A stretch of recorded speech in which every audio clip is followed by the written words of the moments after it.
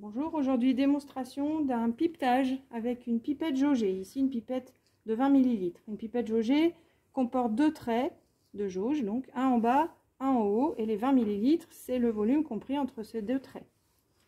Première étape, on doit effectuer un pré-rinçage. Première étape, on met la propipette au bout, mais ça c'est tellement évident que je ne l'ai pas vu. Première étape importante, le pré-rinçage.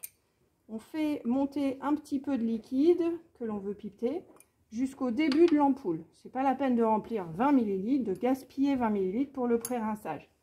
On va ensuite pencher la pipette à l'horizontale, la faire tourner entre nos doigts pour rincer les parois de l'ampoule avec le liquide que l'on veut pipeter. C'est important parce que il y a toujours du liquide qui reste contre la paroi. Et c'est du liquide qui ne va pas s'écouler après. Donc c'est important de faire ce pré-rinçage avec la solution que l'on veut pipeter ensuite.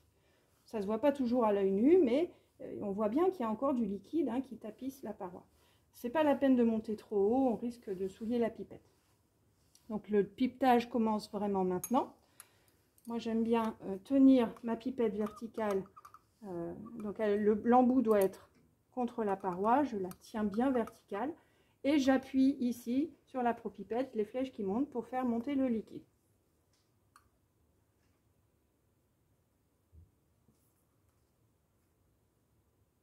Alors quand c'est un tel volume, 20 ml, souvent la propipette elle ne suffit pas. Donc c'est pas grave, on expulse l'air et on reprend son pipetage. Donc, moi, je n'ai pas assez de liquide non plus. Hop, on peut reprendre là où on en était sans problème.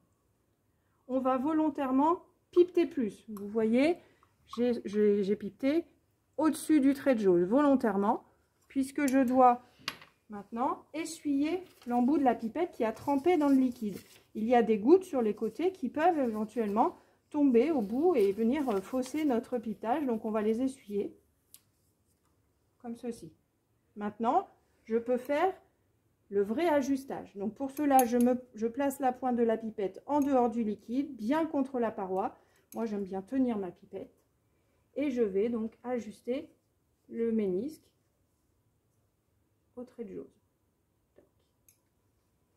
Je change de récipient. Je prends donc ici un merlel.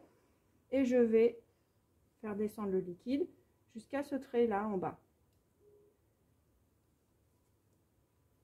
Quand on arrive un petit peu à la fin, il faut penser à lever le bras pour qu'au lieu de voir un cercle, on voit bien un trait de jauge.